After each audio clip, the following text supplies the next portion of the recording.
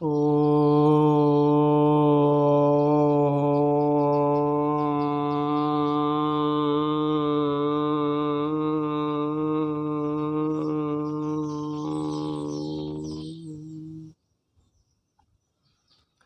अथा वेद स्वाध्यायः पृष्ठसंख्या 15। अद्य महर्षि दयानंद प्रणीतस्य यजुर्वेद भाष्य ग्रंथस्य 31 अध्यायस्य 15 मंत्रस्य स्वाध्यायो भविष्यति। तत्र स्वाध्यायमान मंत्रस्य ओम सप्तस्यासन परिधेयस्त्रिः इत्येतानि प्रथमानि पदानि सन्ति। पृष्ठसंख्या 15। ओम सप्तस्यासन परिधेयस्त्रिः सप्तसमिदः कृताः देवायद्यज्जं तन्वाना अबध्नन् पुरुषं पशुं। सप्त अस्य आसन परिधय इति परिधयः त्रिः सप्त समिधा इति सम इदः कृताः देवाः यत् यज्ञं तन्वानः अबध्नन् पुरुषं पशुं।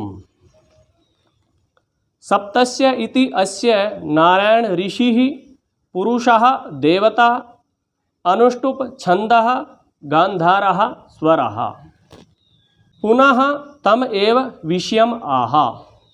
फिर उसी विषय को अर्थात ईश्वर की उपासना स्तुति पूर्वक सृष्टि की विद्या के विषय को प्रस्तुत मंत्र में कहते हैं।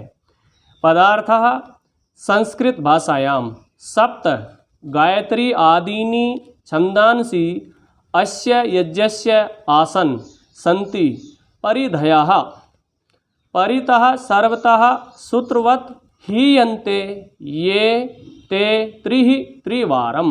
सप्त एकविंशतिः प्रकृतिः महतत्वम् अहंकारः पंच स्थूलानि पंच सूक्ष्मभूतानि पंच ज्ञानेन्द्रियाणि सत्वरजस्तमांसि त्रयो गुणाश्च इति एकविंशतिः समिधाः सामग्रीभूताः कृताः निष्पादिताः देवाः विद्वांसाः यत् यम यज्ञं मानसं ज्ञानमयं तन्वानाः विस्तृण्वन्ताः अबध्नन् बध्नन्ति पुरुषं परमात्मानं पशुं द्रष्टव्यम्। अन्वयः हे मनुष्याः यत् यम यज्ञं तन्वाना देवाः पशुं पुरुषं हृदय बध्नन्तस्य अस्य सप्त परिधया आसांस त्रिः सप्त समिदाः कृताः तं यथावत् विजानीत। भावार्थः संस्कृत भाषायां हे मनुष्याः यूयम् इमम् अनेकविध कल्पित पृथ्वी आदि सामग्री युक्तं यज्ञं कृत्वा पूर्णम् ईश्वरं विज्ञाय सर्वाणि प्रयोजनानि साधनुत। पदार्थः आर्यभाषायां हे मनुष्यो यत् जिस यज्ञं मानस ज्ञान यज्ञ को तन्वानाः विस्तृत करते हुए देवाः विद्वान लोग पशुम जानने योग्य पुरुषम परमात्मा को हृदय में अबध्नन् बांधते हैं। अस्य इस यज्ञ के सप्त सात गायत्री आदि छंद परिधयः चारों ओर से सूत के सात लपेटों के समान आसन है।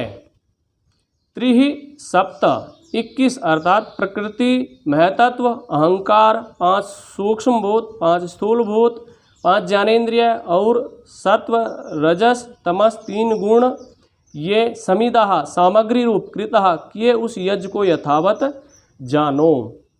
भावार्थः आर्य भाषायां हे मनुष्यो तुम लोग इस अनेक प्रकार से कल्पित पृथ्वी आदि सामग्री से युक्त मानस यज्ञ को कर उससे पूर्ण ईश्वर को जान के सब प्रयोजनों को सिद्ध करो।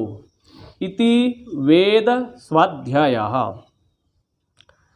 आज का वेद मंत्र हमें प्रेरणा दे रहा है कि हम ईश्वर की उपासना करते हुए अपने सारे प्रयोजनों को सिद्ध करें।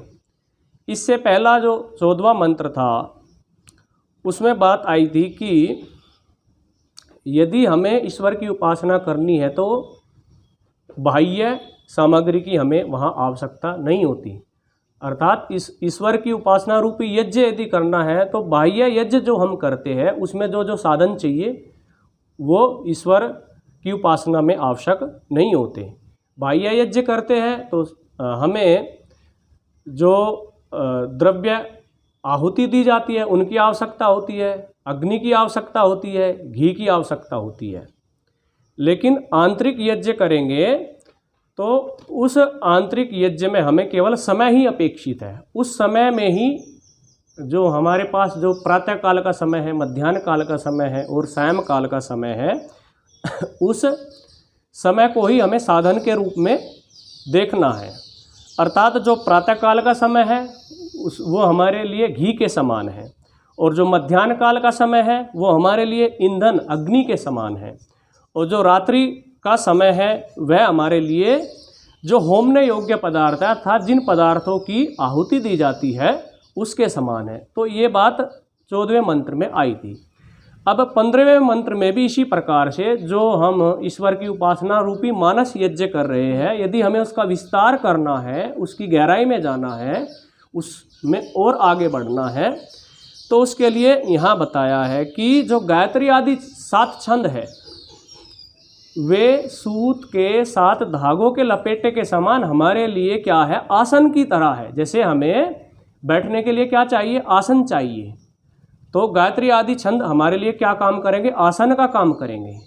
इस रूप में हमें उसके ये हमारे लिए साधन बनेगा गायत्री आदि छंद। अर्थात इस प्रकार की हम कल्पना कर सकते हैं, वो हमारे लिए आसन के समान है गायत्री आदि छंद। उस पर विराजमान होकर के हम अपनी उपासना अपनी साधना करेंगे। और इसी प्रकार से 21 पदार्थों की चर्चा आई है कि ये जो 21 पदार्थ है इनको यदि हम जानते हैं, इनकी गहराई में हम जाते हैं, अर्थात एक प्रकार से हमारे लिए सामग्री के समान है, हमारे लिए सामग्री रूपी साधन बनेंगे। इन को अच्छी प्रकार से जानेंगे तो हम ईश्वर की निकटता का अनुभव करेंगे, हम ईश्वर की ओर बढ़ेंगे। तो इन 21 पदार्थों में क्या क्या इस वेद मंत्र में आया है, प्रकृति है, महतत्व है, अहंकार है, 5 सूक्ष्म भूत है, 5 स्थूल भूत है, 5 ज्ञानेंद्रियां हैं और सत्व रजस तमस ये 3 गुण। इस प्रकार से कुल मिलाकर के ये जो 21 पदार्थ हुए, ये 21 पदार्थ हमारे लिए सामग्री के समान है, हमारे लिए सामग्री का काम करेंगे। तो इन पदार्थों को जान करके हम क्या है आगे जो है इस यज्ञ का विस्तार कर पाएंगे और ईश्वर तक हम पहुंच पाएंगे और अपने जितने भी समस्त प्रयोजन है वे हम पूरे कर पाएंगे। तो वेद मंत्र से हमें प्रेरणा लेनी चाहिए और अपने जीवन का हमें उत्थान करना चाहिए, व्यर्थ में जीवन को नहीं गंवाना चाहिए। जो वेद मंत्र हमारे लिए शिक्षा दे रहे हैं उनको बार बार जीवन में उतारना चाहिए, उनके ऊपर चिंतन मनन करना चाहिए, ज़्यादा से ज़्यादा वेद स्वाध्याय करना चाहिए और अन्य लोगों को भी वेद के लिए प्रेरित करना चाहिए। अब इतना ही, विराम।